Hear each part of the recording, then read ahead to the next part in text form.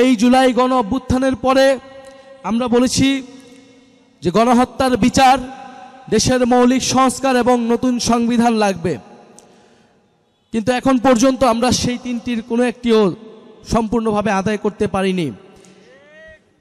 এই সরকার এবং বিভিন্ন অন্যান্য রাজনৈতিক দল বিচার, সংস্কার এবং নতুন সংবিধানের থেকে নির্বাচন নিয়ে তাদের তড়িঘড়ি, কিন্তু আমরা স্পষ্টভাবেই বলেছি নির্বাচন আমরাও চাই, বিচার, সংস্কার এবং নতুন সংবিধানের মাধ্যমেই নির্বাচনের দিকে যেতে হবে।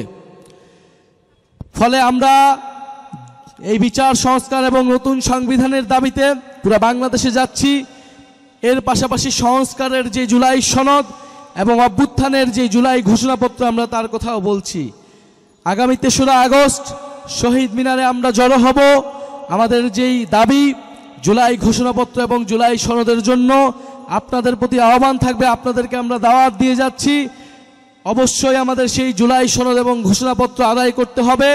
এটা শুধু বাংলাদেশের জন্য নয়, এটা এই নড়াইলের জন্য, যারা নড়াইলে শহীদ হয়েছে, যারা নড়াইলে যুদ্ধ করেছে, আহত হয়েছে, তাদের সকলের মর্যাদা এবং নিরাপত্তার জন্য আমাদেরকে জুলাই ঘোষণাপত্র অবশ্যই অবশ্যই আদায় করতে হবে।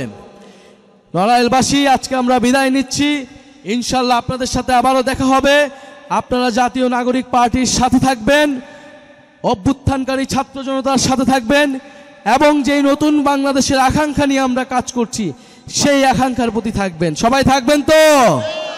ইনকিলাব ইনকিলাব, এনসিপি এনসিপি, ক্ষমতা না জনতা,